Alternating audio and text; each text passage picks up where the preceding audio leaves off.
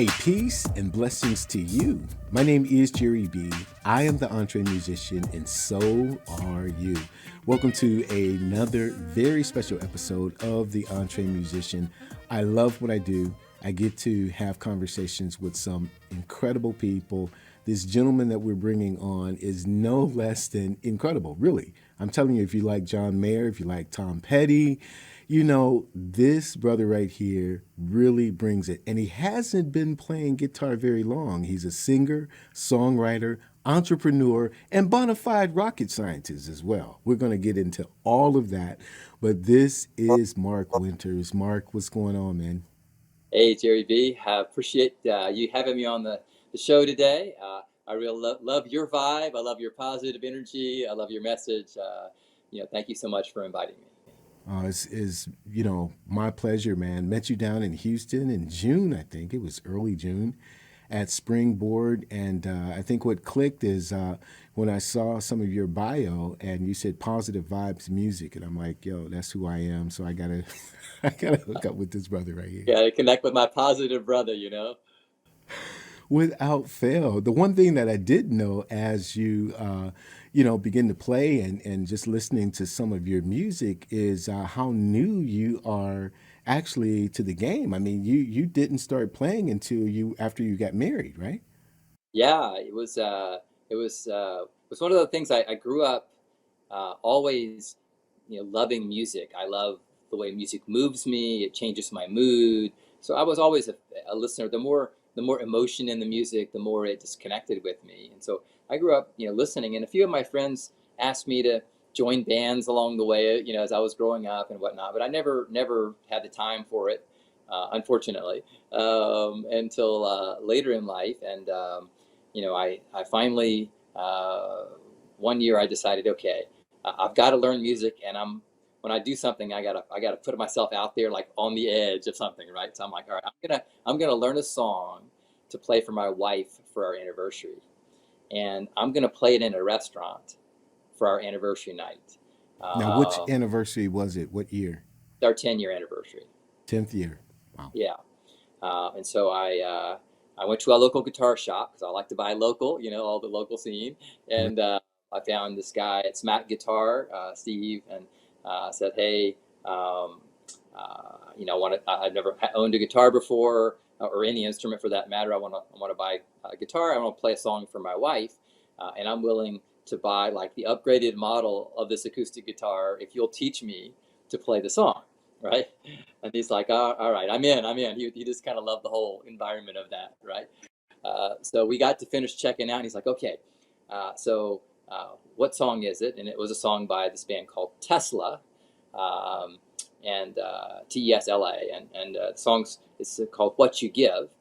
And, it's really about being a giving person. Right.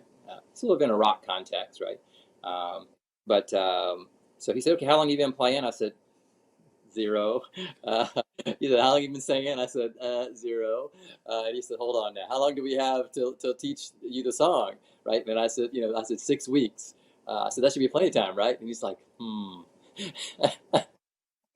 Anyway, so it was a fabulous journey. My daughter got involved. She would sit in the foyer with me, pretending like we were in the restaurant, and I would sing the song, and she would give me critiques while my wife was at work, right? So she didn't know what was going on.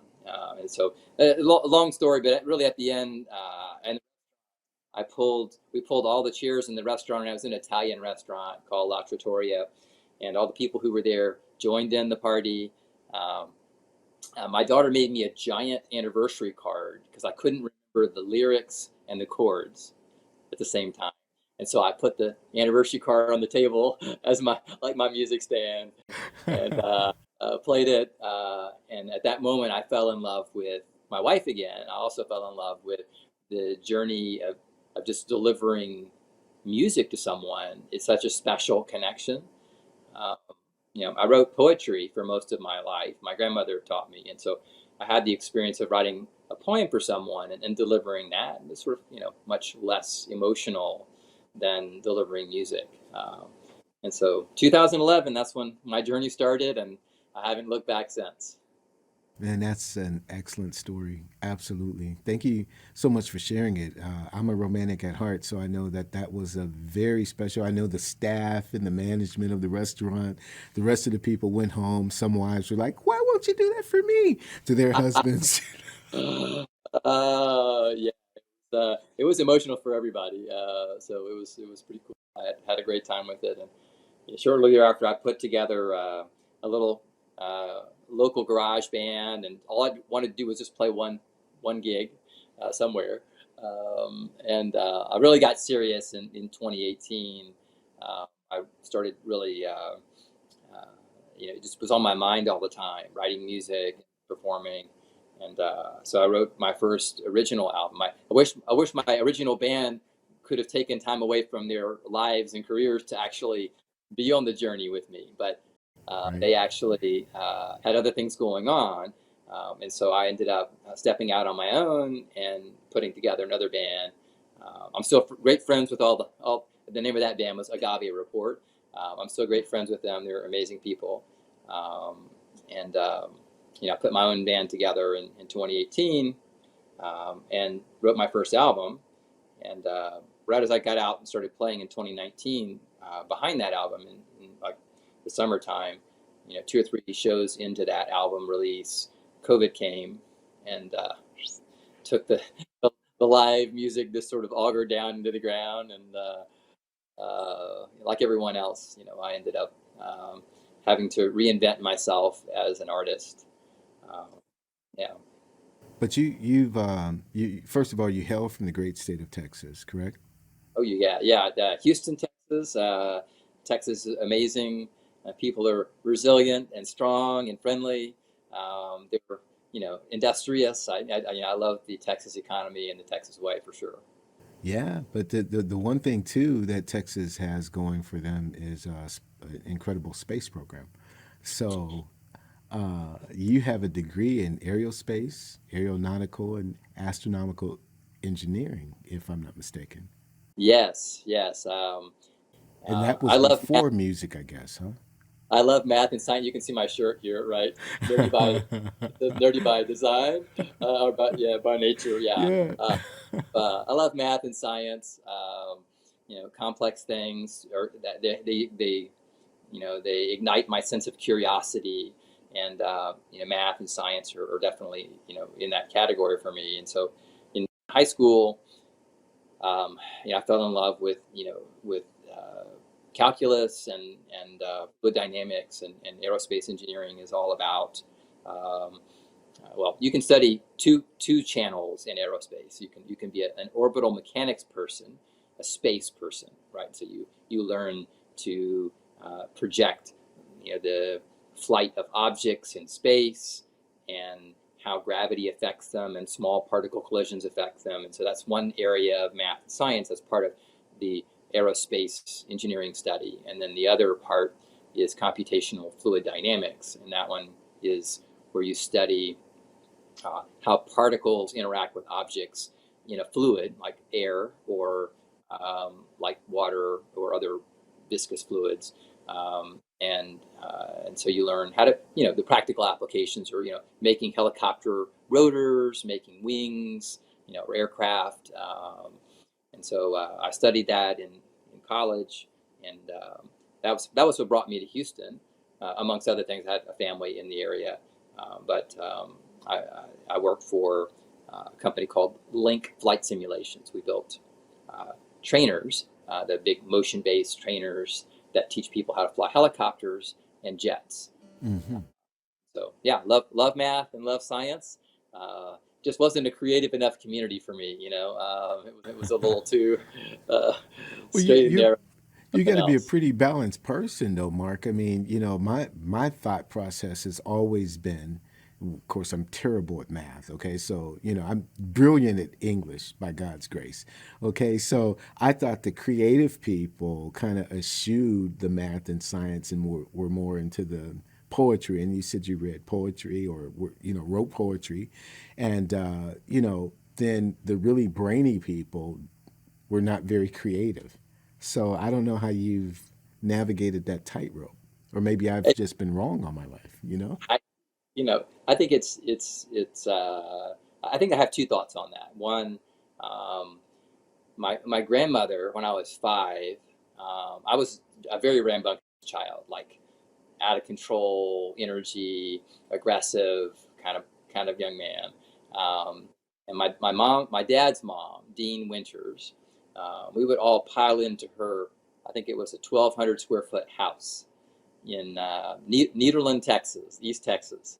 And there would be my cousins over there, and I had 3 brothers, so all 4 of us were over there. It was like a zoo, and somehow, my grandma, she would she would get us all in the kitchen, and we would all cook together, or we would go all in the den, and we would be painting together, or she'd get me. I was the only one interested in poetry, and we'd go out and we'd be on the back patio writing poetry together. I mean, can you imagine how do you wrangle a 5-year-old or 6-year-old boy to get him to do all that stuff? A whole pack of us, right?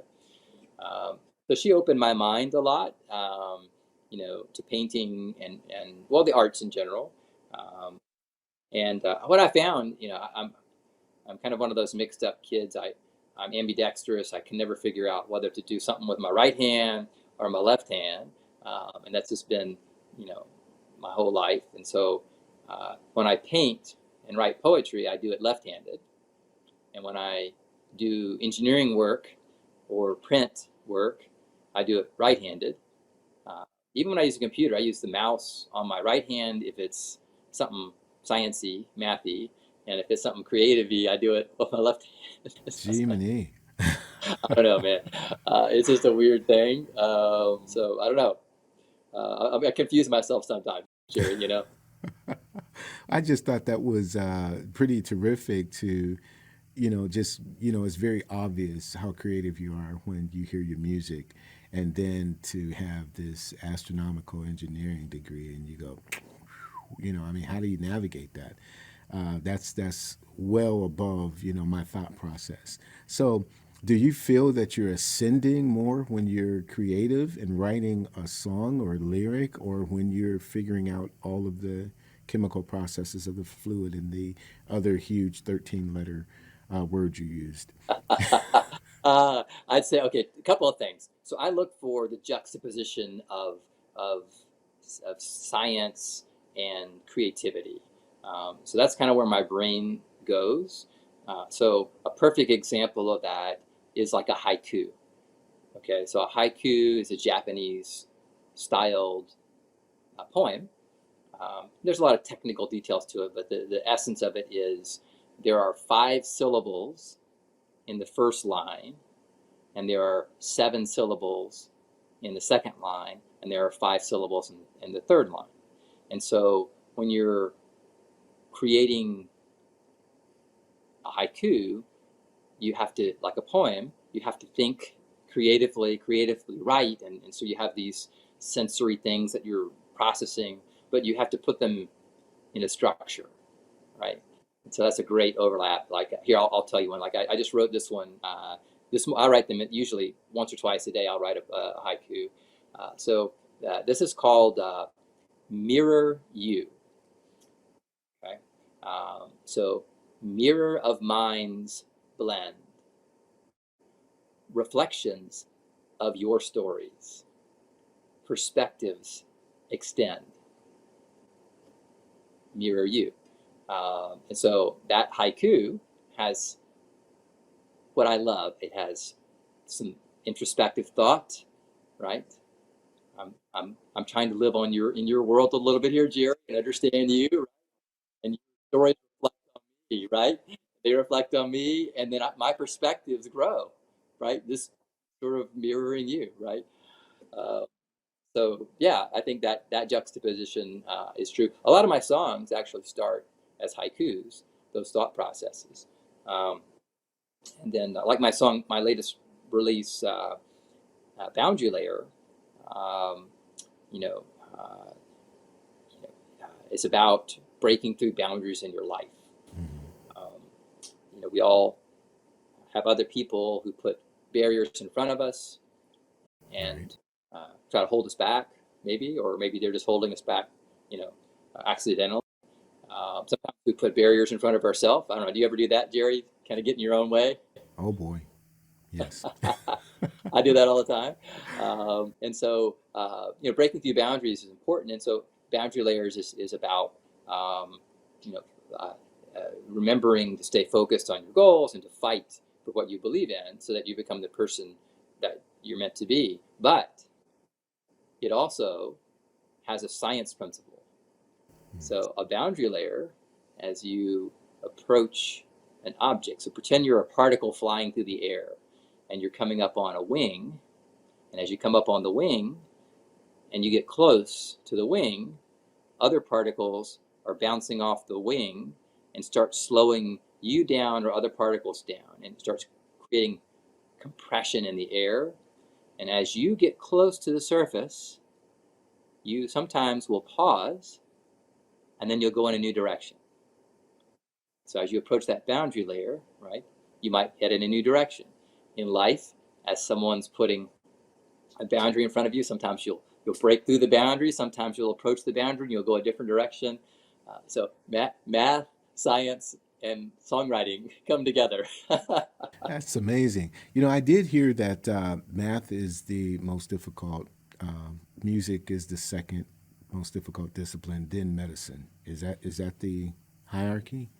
You know, I think I think everything can be difficult. English is difficult for me. What's the third conjugate of some what? I don't know. Like I'm trying to learn Spanish right now with my family, and the professor's like, "Well, the infinitive form of this is that." I'm like, "Okay, what if you don't know what that is in English?" So, English is tough for me, Jerry. I wasn't an English guy. I like to write, but I wasn't like a structure of English guy. Wow, that's pretty cool. Now, I have to ask. I read a couple of reviews about your music, and you have, as I said earlier in the episode, have been compared to, say, a John Mayer or a Tom Petty. However, who influenced you the most when you were growing up before you picked up the guitar? Was there a particular artist or group of artists that you listened to? Pretty eclectic. I think in my household, you could have heard, um, you could have heard Johnny Mathis. My grandma liked Johnny Mathis. Could have heard Cream, supergroup. You could have heard some hard rock. Maybe some AC/DC or Guns N' Roses. Um, I think probably the most influential person for me that really made me think of the guitar as my primary instrument was Andres Segovia, a very famous classical guitar player. And I got on this YouTube rabbit trail one day, and he was really instrumental in bringing what would be classical music to us, right, to the guitar, and learning how to adapt it into a guitar motif. And a lot of famous rock guitar players went and studied with him before he passed away. And so I say, that probably some of his Latin influence. I love a good rhythm and a good beat. I think John Mayer shares that same, love of a great groove. And then I'd say from vocally, um, Pavarotti just moves me when I listen to him. He's pretty amazing. Um, And you you were know, listening to Pavarotti in your formative years? I think I for uh, I'm thinking in my formative years, all I can remember is my hair being on fire all the time, running amok. I know there was music in the background. Yeah. Uh, I love to dance, and so anytime someone puts on something with a good groove, I'm out there no matter what it is. Uh, but yeah, I'd say when I really started on my journey, um, the rhythmic nature of John Mayer. Before I was a musician, right? So I'm just a listener. I listened to everything, whatever moved me. But as I started gravitating into an instrument, what am I going to learn? What are you going to learn as your first song, right? I'm learning Your Body is a Wonderland, right? What a great groove that song has, you know? And then what a great message, waiting on the world to change. I love that song. I love his solos. They're melodic, right? They have a lot of touch and feel in them. They're not, super fast. Um, so I'd say, early on, I really felt drawn to his music and learned quite a few of his songs. As a matter of fact, I cover um, Free Falling. And when I cover it, people think he wrote it, but Tom Petty wrote it, but he did a great rendition of it. You know what I mean? Uh, so I'm not sure if I answered your question, Jerry, but, No, you did. You did. I was just wondering. My next question was even more eclectic, and that is your beautiful wife. Does she prefer, Mark the, songwriter, or Mark the scientist? uh, you know, um, she did not marry a musician. So it's been a strange journey, right? I mean, Right? you can imagine, you're I was never like, uh, I was always athletic. I played football and I played tennis and whatever, basketball and whatnot. So I never was just a nerd. I always had some other things that I was doing as well as being a nerd, right? Uh, but so when I met her, we enjoyed going rollerblading together and windsurfing together. Um, just our life. We went out dancing together, listened to live music. So it wasn't, it was not a nerdy love affair, I reckon. Other than the fact that I'm a nerd. But when I started heading in the musical direction, especially probably the last 3 years, it's been a big shift for her in what I do. Right? I mean, I have to work on my instrument every day. I have to sing every day, to write every day, have shows, and she's been a saint, Jerry. She really has. She's like, you're passionate about this, so you be you. Um, you know, and so I'm very fortunate. I'm very thankful that I have such a lovely wife, and she's been so supportive of my passions in my life. It's it's the muse for many of my songs, Jerry. That's beautiful. Well, I'm going to ask you about the muse in a second, but we have to stay with your beautiful wife on this one note right here, because you and I met, as we said, down in Houston at Springboard, but you are presently at Eric Cager's conference, Cutting Edge, right now. And so that was one small sacrifice, or maybe larger than small sacrifice, that your beautiful wife had to make to follow your passion, because you're down there with all of those beautiful people. Yeah, she was wonderful. I asked her. It's funny when you're a musician. You have to. I got this great advice from a friend of mine who, his name is Ken Gaines. He's an amazing singer-songwriter, folk writer, poet, person. He lived in Houston for a very long time and influenced a lot of the young songwriters in the Houston area. And he took me under his wing for the time that he was in town that I was, involved coming up. And one of the things he told me really stuck with me is like, don't expect your family to be your fans, Correct. Great which advice. was great. As an artist, I had no idea how much draw and need there was for affirmation for your art. It just wasn't a thing. I mean, I would do a poem, but it was like, okay, I mean, yeah, I want someone to enjoy my haiku, Right. but it wasn't like life altering or something like that. And so as an artist, you want all your friends and family to love what you do and come to all your shows. And it's like, well, no, that's not how it works. That's right. Everybody has their own musical taste, and don't expect that. If they do, great. But Right. so she came to every show, did every live stream, everything I ever did. And I told her, after, I don't know, a year of that, I said, hey, look, sweetie, you don't, I love it that you're supporting me, but, it's a lot.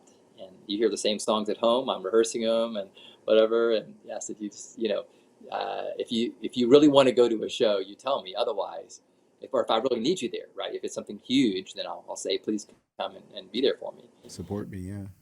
Yeah. So we've taken up some extra things, so that we have more quality time together, since I've really become more serious about my music. And so we're working our way down a list of the national forests.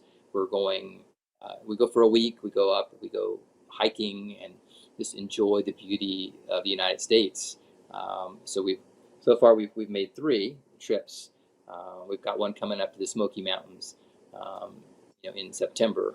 So you got to keep working on that marriage. Make sure that you're sharing and showing the love for your number one in your life, right? Right?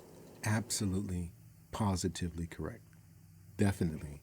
Yeah, I'm I see very what you did. happily married after 28 years, and I do it all over again.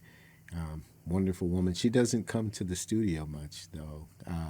It's come to her fair share of performances, but she tends to eschew the studio environment because she doesn't want to hear the same thing over and over. Yeah, that Again, thing. the Yeah. performance, we can't stop and start again. So she's real cool with that. You know what I'm saying? you know. But let's talk a little bit about Cutting Edge. Is this day 1 or day 2 down there? I came in last night, late last night. So I think there was a few folks down just checking in and whatnot. Today is day 1 for me. They actually had a songwriter event. I couldn't pull away to be here yesterday, a full day yesterday. But they had a song co-writing event going on that started yesterday, and is running the full length of the Cutting Edge conference. And so they're here for an extra day. But today is the first day I guess there's an attorney track, and then there's the music business and performance track. Um, yeah, it's And so I couldn't make it down to Cutting Edge. I was certainly invited.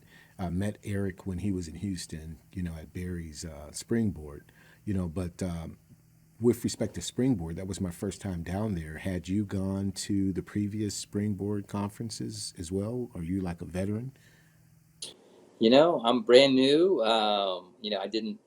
My first song came out in 2019. In June of 2019, and so I didn't really know what being uh, a part of anything was in the musical community, other than I put a band together and started doing what I do best. I can sell stuff. I started calling and getting gigs and doing my thing. But I didn't know about all these things. As a matter of fact, I didn't know about much. You know, I mentioned earlier, COVID sort of shut down my band. The guitarist and drummer and bass player had to get real, other jobs because music wasn't a profession during COVID. I'm glad you corrected that. I'm interrupting you, but I'm glad you corrected. You said real job, and then you corrected yourself. Oh, God bless you for Yeah, that. it's a real job. You just couldn't make money at it during COVID. Right. So I went online actually, and I started doing. I rearranged all my music to be a singer-songwriter, and then I started doing ticketed Zoom shows to support my local charities who had a bigger need than I did. I learned to be a singer-songwriter. I learned to give back to the community with my music. I learned to do live streaming. I learned to do quite a few things in that journey. And coming out, I met a ton of people because the singer-songwriter community opened up first in Houston. People weren't really coming out to ticketed shows anywhere, even to clubs. You couldn't. But a lot of open mic nights started opening, and I met a lot of singer-songwriters who I never would have met, if it hadn't been that COVID had happened. Um, and so part of that journey, I got involved in Barry Coffing's We Get local. He does these little We Get gatherings. He's amazing. He pulls the whole music community together. Um, and I went to one of them, and he and I got to talking, and decided to write a song together. And after we wrote a song together, he told me about Springboard, uh, but I wasn't really. I didn't have my new 3-piece act together enough in my mind to be a performing artist there. And so he said, hey, why don't you go to New Orleans they have a singer-songwriter track there, and then when we do We Get Again locally, the Springboard, then I'll have enough, my band reps together that we could play there. So he gave me great advice, and I got a chance. He invited me to sit in to the Springboard events and be a part of everything, and it was really sweet of him. And yeah, he's a great guy. He's helped me a ton. He is. He's wonderful. I'm with We Get as well, musicsupervisor.com online, and he invited me down to Springboard, and I mean, I really do. I love him genuinely. He's a good man, and I appreciate his passion for wanting to help independent artists, songwriters, performers. He wants us to get the business. So he's an entre musician. He's been in the entre musician framework. And when we do our Sunday nights, he dips in when he has time to do so. He's always giving advice, and he's just been a great resource. So love Barry Coffing, for real. Good dude. Yeah. He's a good people. We have, it's amazing how 2 or 3 good people in your community can open so many doors for everyone. Definitely. I try to be one of those good people myself. Yeah. So Yeah. Yeah, we do too around here. I mean, it's about, especially for those of us who are 50 and over, because there's a lot of different ideological, psychological, subconscious. You talked about distractions and barriers that tend to come as you age, because the music industry seems to, this is a placebo, seems to be centered on the young. But there's so much that you can do after you've crossed the 50-year-old barrier that doesn't have to stop you. You don't have to talk yourself out of a career. So I'll say this: last week we just spent time with a band in their 70s who booked the entire studio. They're making their first CD, and I was as proud as punch to be involved with the sessions. I'm like, yeah, that's what's up right there. You know what I mean? That's awesome. Yeah, that's a great feeling. Yes, sir. Well, let me ask, going back to your songwriting. Now, we talked about, who your influences were in your formative years, but as you sit down to put pen to paper, we know you write a haiku a day, but when you are saying, well, this is the next song that I'm writing right here, are you more clinical, like a Diane Warren, I'm going to do these 3 steps, or are you more organic and kind of just allowing the song to be downloaded into your spirit? How does that happen? When I first started writing my first set of songs, I had something to say, and so I'd say I probably approached them like a poem almost, right? That was my closest corollary. So I wrote the song in ideological form, and then I had to figure out how to squinch things into chorus and verse, and just sort of learning, because I never had really studied songwriting, and so I think it was really these thoughts that came to me. They were a part of my soul that I needed to get out and share. My very first song, it's called Brothers. It's about being locked in the world together with everyone and finding a way to make the world a better place. And so from there, I learned a lot. I bought a class to learn music theory. I bought it online and taught myself music theory and how to use a recording system. And I just didn't have all the tools and the palette. I didn't understand how to create something that people would actually listen to. Right? It wasn't cathartic that I needed to get it out to process something myself. I really wanted to share my thoughts in a way that would positively influence other people.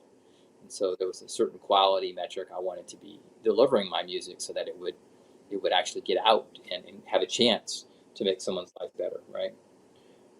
So I'd say it kind of came in a jumble as I learned to play the guitar before I learned to sing.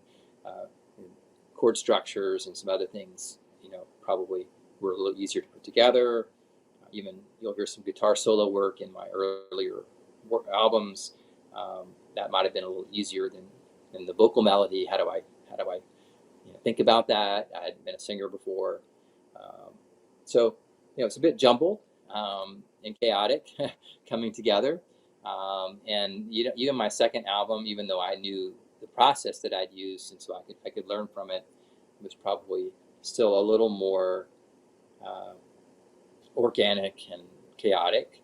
Um, and that shifted this year. I went to a singer-songwriter retreat in Austin.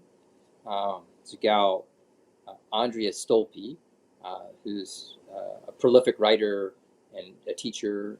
She's a former Berkeley teacher and has done a lot of work at labels. Uh, and she brought, I think she does 3 retreats a year in different parts of the country and brings singer-songwriters in from all over the world. Um, so I spent 4 days in Austin in February with 25 people from all over the world, and studied songwriting for the first time, which was amazing.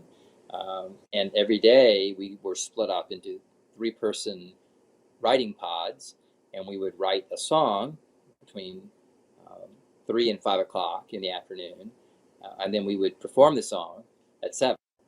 We did that every day, um, and I really learned. First of all, I learned how to co-write, which is a great skill. I had no clue how to do it, and I also learned a bit more of a process that uh, has some better definition to deliver a message to other people. And so, today I'd say I have a little bit more of a stepwise approach, since I've gotten a little more education. I start off creative writing against some kind of a feeling or topic, and after I do some kind of a timed creative write, um, then I'll search my creative writing for verse and chorus and peel them out. Then I'll pause and I'll get my guitar out and I will find a groove that feels like the emotion. Then I'll try to, you know, put them together. And that seems to be delivering a higher quality song. Um, for me, my message is getting out better. It's less poetic than it has been in the past, a little more relatable. And I'm really enjoying it. And it really helps you as a co-writer because you have at least a bit of a process that you can share in a group that seems to be functional. Um, so it's evolving. I imagine, Jerry, you probably the same thing when you write a song. I don't know. Are you a melody first guy? Or are you what are you chords first? What do you do? I'm schizophrenic. So I'm a drummer, so it could be the beat, it could be the bass line, it could be me at the grocery store picking out different things that I want, and the melody hits me when I have nothing but my phone, and so I'm yelling and screaming into my phone. It's all of that. It's more organic, and it's not. I've tried the methodology of saying, well, I'm going to do this and this.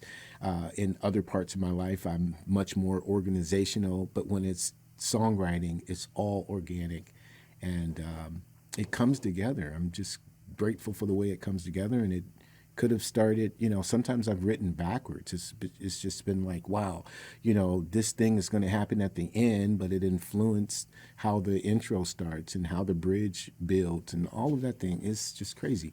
So no, I don't have a system. I'm just nuts, but it works, and I've been able to sell a few records, so I'm grateful for that. That is cool. I think we're all constantly evolving as people, and that is important. So who you are today is not the artist who wrote your first song. Right. Right. Now I can go back to stuff that I've written 20 years ago and cringe. I can go back to stuff I've written, yesterday and cringe as No, well. But there are those rare moments that God gives you where you go, thank you, Lord. That was pretty cool. I appreciate that. Thanks. Let's do that again sometime.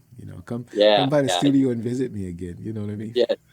stop in. I think we one of the things I learned in Austin in February for the songwriting retreat was you have to write maybe 200 or 300 songs before you really find your groove, uh, which to me was like, you know, Hmm. Hmm. I that's don't. like a I lot of songs. mean, I'm not. Wow. I don't know. I'm more of a producer than a songwriter, but I am a serious songwriter, and I've worked with some great people. I've not heard that. I'm sure for the craft of songwriting, that has to be true, but I think I don't know. I don't know. I mean that's the first time that I've heard that, so I'm not disputing that. But man, 300 songs before you can really just. I've heard, look, I'm just going to say this honestly. My nose is brown enough. I don't have to say anything I don't mean, okay? So I've heard both Slipstream and Boundary Layer, and obviously you're not 300 songs into it, but you know what you're doing. So I'm a little jarred by that statement. I'll Well, just thank you. leave it at that. I say, if you just in my casual study of the topic, Ed Sheeran, who's a great writer, in my opinion anyway, he writes like all the time. John Mayer writes all the time. Hmm. Uh, you know, you know, And I think again, if I'm sure that's the craft of songwriting. I mean, serious songwriters. I'm sure. Like, I mean, look at Diane Warren. I mean, to me, yeah, she's like tops on just like being a clinician on pumping out songs. So I have no ground to stand on there, and I know that I'm more interested.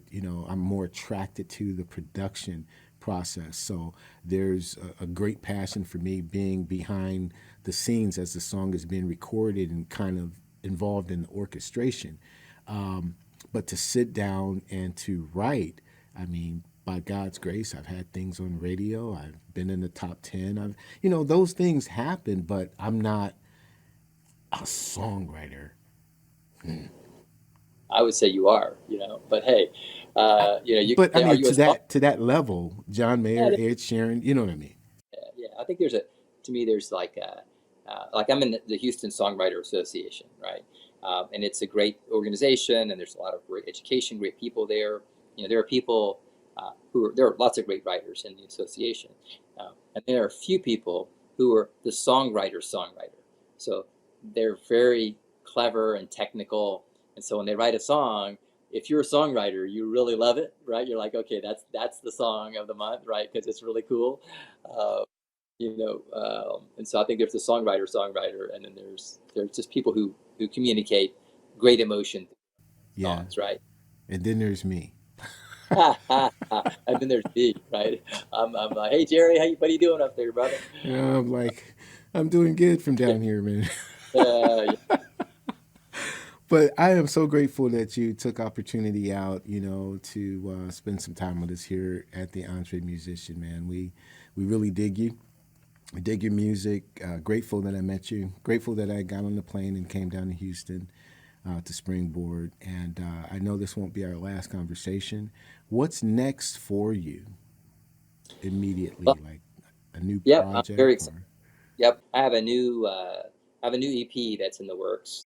Mhm. The first song from that is coming out tomorrow, actually. Uh, August 25th. It's a song titled "ICU," and it's about those amazing people in your life who open up your eyes and show you the world in a different way. Uh, and you discover unexpected beauty by looking through their eyes. I'm excited. It's coming out, like I said, tomorrow, and have a big show back in Houston Thursday night of next week, August 31st. And we're going to celebrate the release of the song. Have a couple of other acts who are joining us down at the Lone Star Saloon. And we're raising money for the East Fort Bend Human Needs Ministry as a part of the show. So the tickets are going to support their charity. And um, you know me, I always want to be part of the community and giving back and sharing my message. So I'm excited about that, and I um, have a few other songs that'll release later this year that are a part of that EP. That's going to come out in the first part of next year, first quarter probably of next year. So I'm excited about that. That's very cool, man. So grateful you're on the move. Again, so grateful we met you. This is Mark Winters. You visit him at markwintersmusic.com. Listen to what I've been listening to. You know, Boundary Layer is it's a project all its own, and I'm grateful that you set down your science hat for just a minute to write it. You probably just twisted it, didn't set it down entirely. Great album though, good stuff, man. Thank you Peace so and much, Jerry. blessings to you, Mark, and we'll see you soon, my brother. All right. Thank you for having me, Jerry B. Have a great day, man. Absolutely. Hey, I knew you were going to enjoy this conversation. Wonderful guy, right? You know, how balanced for music and science to come together in the way they did. And you definitely have to go to markwintersmusic.com. Check him out.